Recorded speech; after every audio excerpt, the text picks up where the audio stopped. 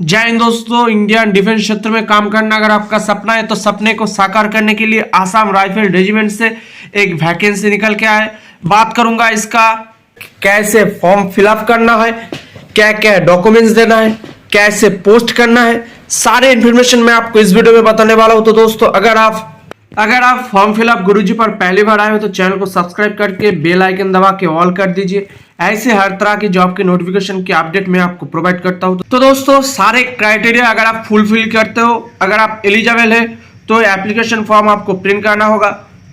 1 page, 2, 3 और A4 page आपके पास होना चाहिए फॉर्म फिलअप करने के लिए, और ये आपको प्रिंट कर लेना होगा A4 साइज पेज में।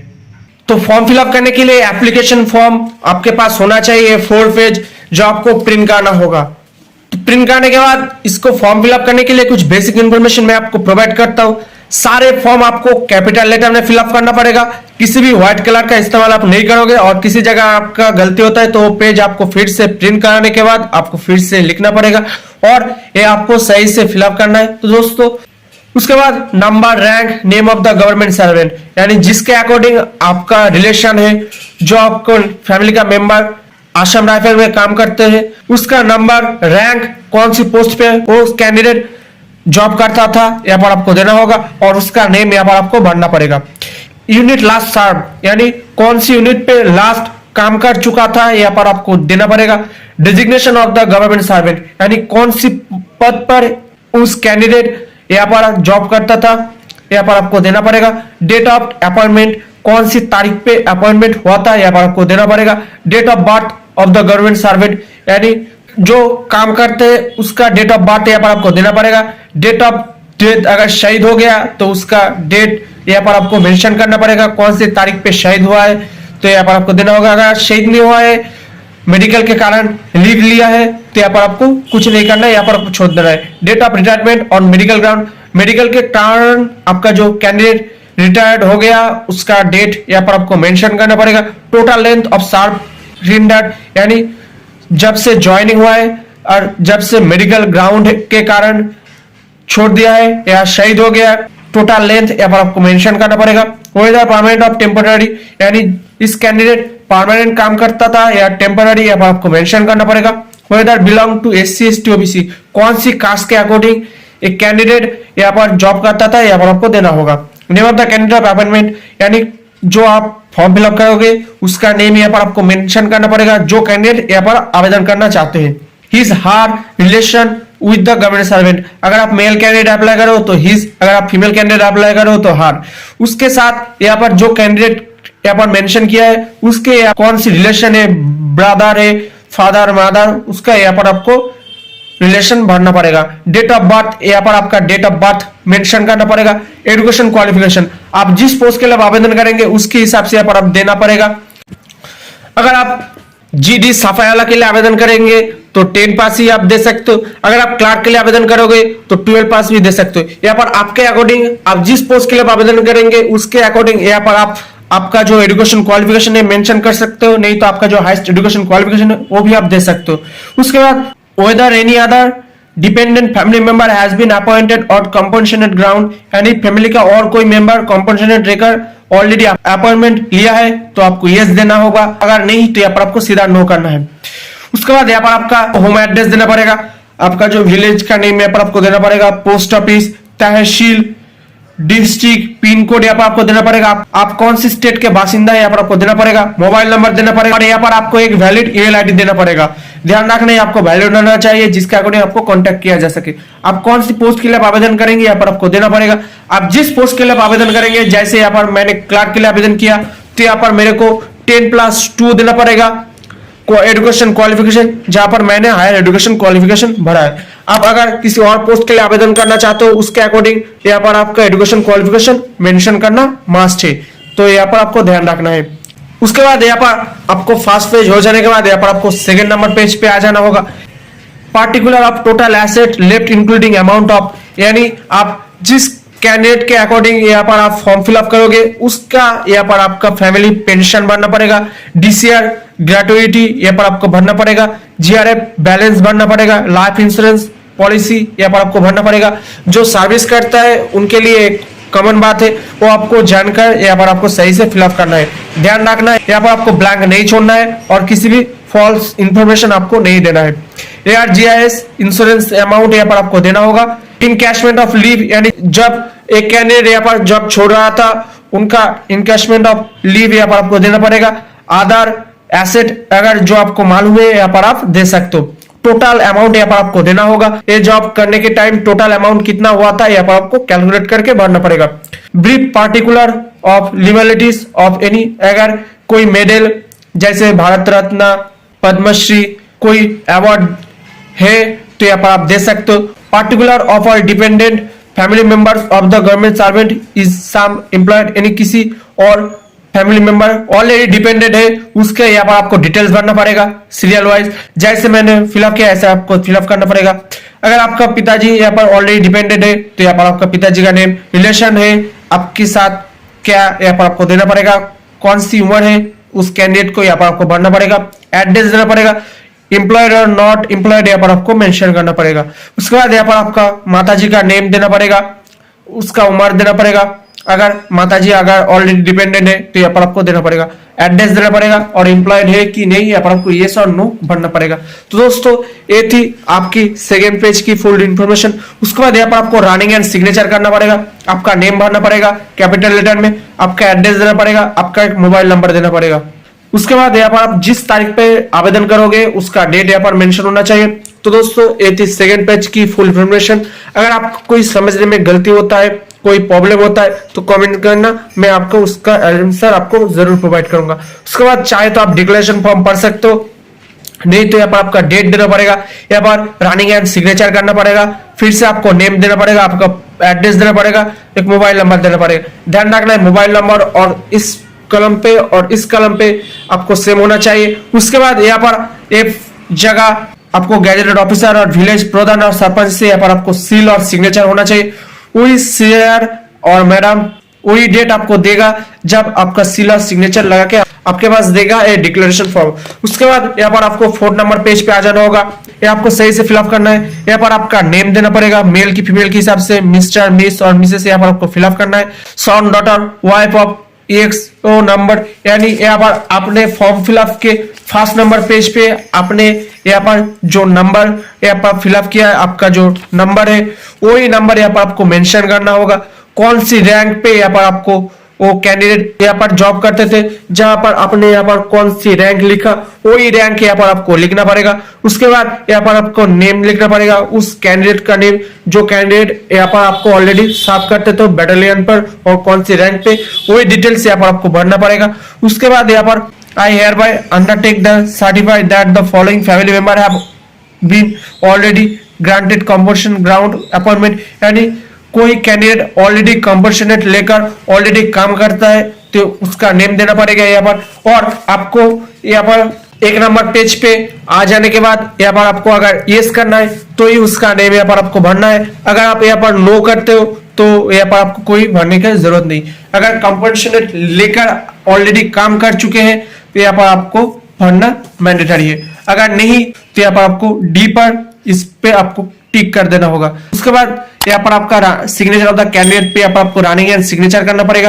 यहाँ पर आपका नेम भरना पड़ेगा। अगर आप मेल कैंडिडेट अप्लाई करो तो father name, female candidate apply करोगे आपका शादी हो गया तो यहाँ पर आपका हस्बैंड का नेम। उसके बाद यहाँ पर आप ट्रेड, आप जिस ट्रेड के लिए आवेदन करोगे उसी ट्रेड को यहाँ पर आपको भरना पड़ेगा। जिस ट्रेड के लिए यहाँ पर आपने लिखा वही ट्रेड यहाँ पर आपको फिर से मेंशन करना होगा। उसके बाद यहाँ पर आपका village name, post office name, district, state, pin यहाँ पर आपको भरना पड़ेगा। जैसे आपने यहाँ पर फिलअप किया 1 नंबर पेज पे वही यहाँ पर आपको फिर से फिलअप करना पड़ेगा। उसके बाद यहाँ पर आपका कौन सी प्लेस से आप आवेदन करोगे उसका प्लेस का नेम। उसके बाद यहाँ पर आपका डेट मेंशन होना चाहिए। जिस डेट पे यहाँ पर आपने फॉर्म फिलअप किया उसी डेट यहाँ पर आपको मेंशन होना चाहिए। उसके बाद यहाँ पर आपका फिर से यहाँ पर ये फॉर्म पे 3rd नंबर पेज पे गैजेटेड ऑफिसर, विलेज प्रधान और सरपंच से सिग्नेचर और स्टैंप लगाना होगा, वही डेट यहाँ पर आपको मेंशन करना होगा। तो दोस्तों ये थी 4 नंबर पेज की फुल डिटेल्स जो आपने फॉर्म फिलअप के अकॉर्डिंग सारी डिटेल्स में आपको प्रोवाइड कर दिया। उसके बाद ये आपकी डोमिसाइल की एक सैंपल कॉपी है। किसी जगह आपको ऑफलाइन में भी मिल जाता है और किसी जगह आपको ऑनलाइन में भी आपको फिलअप करना पड़ेगा। अगर आप ऑनलाइन में फिलअप करते हो तो यहाँ पर आपका गवर्नमेंट आपका स्टेट का नेम होगा और office of the sub divisional office यहाँ पर आपका ब्लॉक का नेम पर होना चाहिए। उसके बाद यहाँ पर आपका सर्टिफिकेट नंबर होना चाहिए। जब आप ऑनलाइन में फिलअप करोगे यहाँ पर सर्टिफिकेट नंबर आपको ऑटोमेटिक हो जाएगा। जिस तारीख में आप आवेदन करोगे उसका डेट, उसके बाद यहाँ पर आपका एक डिजिटल फोटो होना चाहिए। उसके बाद डोमिसाइल सर्टिफिकेट, यहाँ पर आपका नेम, आपका पिताजी का name, post office address, police station, district यहाँ पर होना चाहिए। उसके बाद यहाँ पर आपका ये फॉर्म सब डिविजनल ऑफिसर से सिग्नेचर स्टैंप लगाना मैंडेटरी है। तो दोस्तों ये थी आपकी डोमिसाइल की सैंपल कॉपी। उसके बाद अगर आप SC ST से आते हो तो आपको फॉर्मेट आपको देना पड़ेगा जो आपको नियर बाय एग्जीक्यूटिव मैजिस्ट्रेट से आपको फिलअप करना मैंडेटरी है। उसके बाद यहाँ पर आपका नेम, यहाँ पर आपका पिताजी का नेम, यहाँ पर विलेज और टाउन जो है उसका नेम, डिस्ट्रिक्ट और डिवीजन यहाँ पर आपको देना पड़ेगा, आपका स्टेट नेम, आप शेड्यूल कास्ट और शेड्यूल ट्राइब यहाँ पर आपके हिसाब से फिलअप करना पड़ेगा। उसके बाद यहाँ पर आपको 2 नंबर पे कुछ नहीं करना है। 3rd नंबर पे यहाँ पर आपको मेल की फीमेल के हिसाब से श्री कुमारी श्रीमती सिलेक्ट करना होगा। ही इज आर मेल की फीमेल के हिसाब से यहाँ पर आपको सिलेक्ट करने के बाद विलेज और टाउन जो है यहाँ पर उसको सिलेक्ट करने के बाद उसका नेम देना पड़ेगा। डिस्ट्रिक्ट डिवीजन जो है यहाँ पर आपको सिलेक्ट करना पड़ेगा। आपका स्टेट और यूनियन टेरिटरी सिलेक्ट करने के बाद उसका नेम यहाँ पर आपको मेंशन करना है। आप जिस प्लेस से आवेदन करोगे उस प्लेस का नेम, आप कौन सी तारीख पे आवेदन करोगे उसका डेट, और इसके बाद यहाँ पर आपको ये फॉर्म आपको एग्जीक्यूटिव मैजिस्ट्रेट से सिग्नेचर स्टैंप लगा होना चाहिए। उसके बाद यहाँ पर आप शेड्यूल कास्ट या शेड्यूल टाइप का जो कास्ट सर्टिफिकेट होता है उसका सर्टिफिकेट नंबर मेंशन होना चाहिए और कौन सी तारीख पे सर्टिफिकेट इशू हुआ था उसका डेट होना चाहिए। ये दोस्तों SC ST की फॉर्मेट कॉपी है जिसका लिंक मैं अपने वीडियो के डिस्क्रिप्शन पे आपको प्रोवाइड कर दूंगा। उसके बाद अगर आप OBC कैंडिडेट है तो आपको सेंट्रल से फॉर्मेट आपको फिलअप करना पड़ेगा जो आपको डिस्ट्रिक्ट मैजिस्ट्रेट और डिप्यूटी कमिश्नर है उनसे फिलअप करना मैंडेटरी है। तो इसका लिंक मैं अपने वीडियो के डिस्क्रिप्शन पे आपको प्रोवाइड कर दूंगा। उसके बाद यहाँ पर आपका मेल की फीमेल के हिसाब से यहाँ पर आपका नेम, आपका पिताजी का नेम, आपका विलेज नेम, आपका डिस्ट्रिक्ट का डिवीजन यहाँ पर आपको फिलअप करना पड़ेगा। आपका स्टेट नेम, आप OBC A और OBC B कौन सी कम्युनिटी से आते हो यहाँ पर आपको देना पड़ेगा। उसके अंदर आपका जो सब कास्ट है यहाँ पर आपको देना होगा। आप चाहे तो पढ़ सकते हो, नहीं तो यहाँ पर आपको फिर से मेल की फीमेल के हिसाब से श्री श्रीमती सिलेक्ट करने के बाद आपका नेम एंड और फिर फैमिली ऑर्डिनरी रेसिडेंस, आप कहाँ पर रेसिडेंशियल है यहाँ पर आपका रेसिडेंशियल एड्रेस देना पड़ेगा। उसके बाद यहाँ पर आपका डिस्ट्रिक्ट और डिवीजन सिलेक्ट करने के बाद आपका स्टेट नेम देना पड़ेगा। मेल की फीमेल के हिसाब से यहाँ पर आपको ही और शी सिलेक्ट करना पड़ेगा। उसके बाद यहाँ पर पर्सन सेक्शन यहाँ पर आपके हिसाब से सिलेक्ट करने के बाद यहाँ पर आप कौन सी तारीख पे ये फॉर्म आवेदन करोगे उसका डेट, यहाँ पर आपका प्लेस नेम देना पड़ेगा। उसके बाद यहाँ पर आपका ये फॉर्म डिस्ट्रिक्ट मैजिस्ट्रेट और डिप्यूटी कमिश्नर से सिग्नेचर और सील लगाना होगा मैंडेटरी है। उसके बाद अगर आप इकोनॉमिकली वीकर सेक्शन से आते हो तो ये फॉर्म आपके फिलअप करना मैंडेटरी है जिसका लिंक मैं अपने वीडियो के डिस्क्रिप्शन पे आपको प्रोवाइड कर दूंगा। उसके बाद यहाँ पर आपका इकोनॉमिकली वीकर सेक्शन की आप कौन सी स्टेट से आते हो यहाँ पर आपको देना पड़ेगा। आपका सर्टिफिकेट नंबर देना पड़ेगा, वैलिड फॉर द ईयर, कौन सी ईयर तक यहाँ पर वैलिड है यहाँ पर आपको देना पड़ेगा। यहाँ पर आपका नेम देना पड़ेगा, आपका सन और पिताजी का नेम देना पड़ेगा, आपका परमानेंट रेसिडेंशियल एड्रेस देना पड़ेगा। यहाँ पर आपका post office, police station, district यहाँ पर आपको फिलअप करना पड़ेगा। आपका स्टेट और आइडेंटिटी जो है यहाँ पर आपको देना पड़ेगा। आपका पिन कोड यहाँ पर डिस्ट्रिक्ट देने के बाद यहाँ पर आपका फाइनेंशियल ईयर 8 लाख के नीचे है तो यहाँ पर आपको फाइनेंशियल ईयर देना पड़ेगा। आप चाहे तो पढ़ सकते हो, नहीं तो यहाँ पर आपको मेल की फीमेल के हिसाब से यहाँ पर आपका नेम, आप कौन सी कास्ट से आते हो, schedule caste, schedule type, other backward class, EWS जो भी यहाँ पर आपको देना पड़ेगा। उसके बाद यहाँ पर आपका एक फोटो चिपकाना होगा डिसेंट साइज का। उसके बाद यहाँ पर signature of seal of office से यहाँ पर सील सिग्नेचर और डेजिग्नेशन करने के बाद ये स्टैम्प होने के बाद ये इसका फोटोकॉपी आपको देना पड़ेगा एप्लीकेशन के साथ। उसके बाद यहाँ पर आप जिस पोस्ट के लिए आप आवेदन करेंगे उसके हिसाब से यहाँ पर आपका मार्कशीट, पास सर्टिफिकेट और एडमिट कार्ड देना पड़ेगा। अगर आप 12 का भी देते हो तो उसके साथ आपको 10 का देना मैंडेटरी है। अगर आप आपका highest education qualification, graduation, post graduation भी देते हो तो उसका आपको देना पड़ेगा जो आपको फॉर्म फिलअप में मेंशन होना चाहिए। उसके बाद यहाँ पर आपका कास्ट सर्टिफिकेट देना पड़ेगा, आप कौन सी कास्ट से आते हो, यहाँ पर आप कौन सी कास्ट से आते हो यहाँ पर आपको देना पड़ेगा। अगर आप कास्ट से आते हो तो उसका साथ आपको फॉर्मेट कॉपी भी देना पड़ेगा जिसके बारे में मैंने ऑलरेडी आपको बता दिया। उसके बाद यहाँ पर आपका बर्थ सर्टिफिकेट यानी मैट्रिकुलेशन का पास सर्टिफिकेट आप दे सकते हो, नहीं तो आपका लोकल सरपंच की जो आपका स्कूल लिविंग सर्टिफिकेट है तो भी आप दे सकते हो। आपका रेसिडेंशियल सर्टिफिकेट यानी PRC जिसके बारे में मैंने आपको ऑलरेडी बता दिया।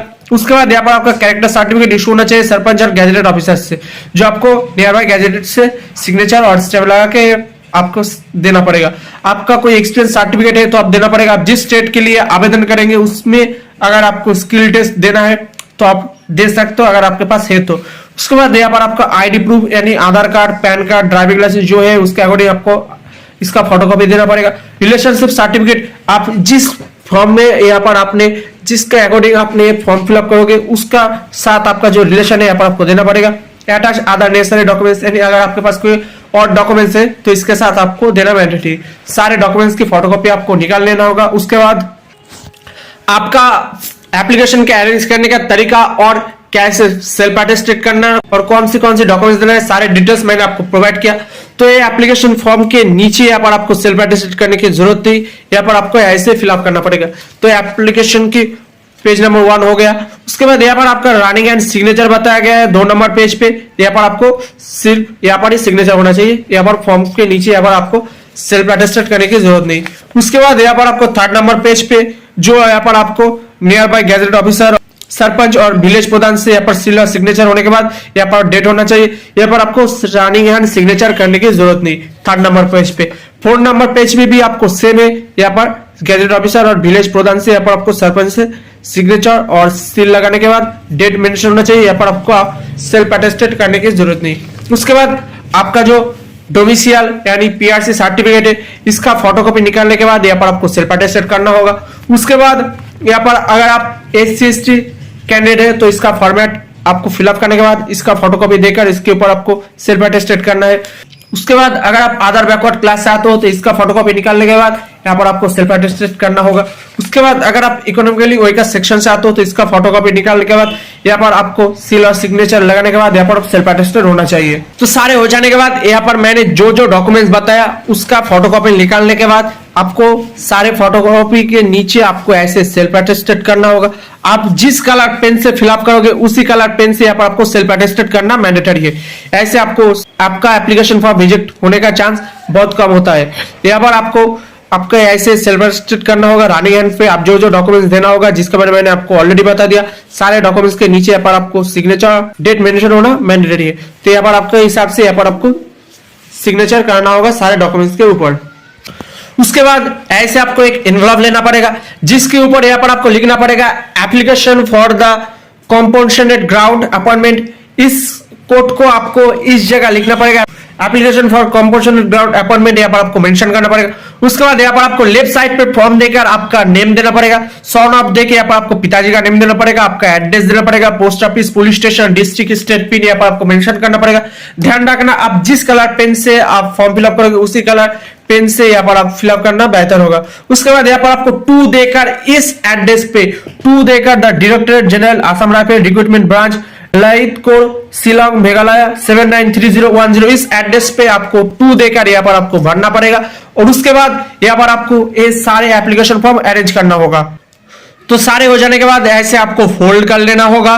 उसके बाद इस एनवलप के अंदर आपको आपका सारे एप्लीकेशन फॉर्म इसके अंदर दे देने के बाद इसको आपको गम से चिपका के आपको इसका register post, speed post, ordinary post, आप जिस पोस्ट के माध्यम से भेजना चाहते हो यहाँ पर आप भेज सकते हो, नहीं तो आपको इसका एप्लीकेशन आपको ईमेल के माध्यम से भी भेज सकते हो। तो दोस्तों आज के लिए इतना ही। वीडियो का अच्छा लगा तो लाइक करें, कमेंट करें, दोस्तों में शेयर करें और किसी भी प्रॉब्लम में किसी जानकारी चाहिए तो आप कमेंट कर लेना, मैं आपका प्रॉब्लम का सलूशन प्रोवाइड करूंगा। और हमारे टेलीग्राम, ट्विटर, फेसबुक पेज से भी जुड़ सकते हैं। और चैनल पे पहली बार आए हो तो चैनल को सब्सक्राइब करना मत भूलना। जय हिंद, वंदे मातरम, भारत माता की जय।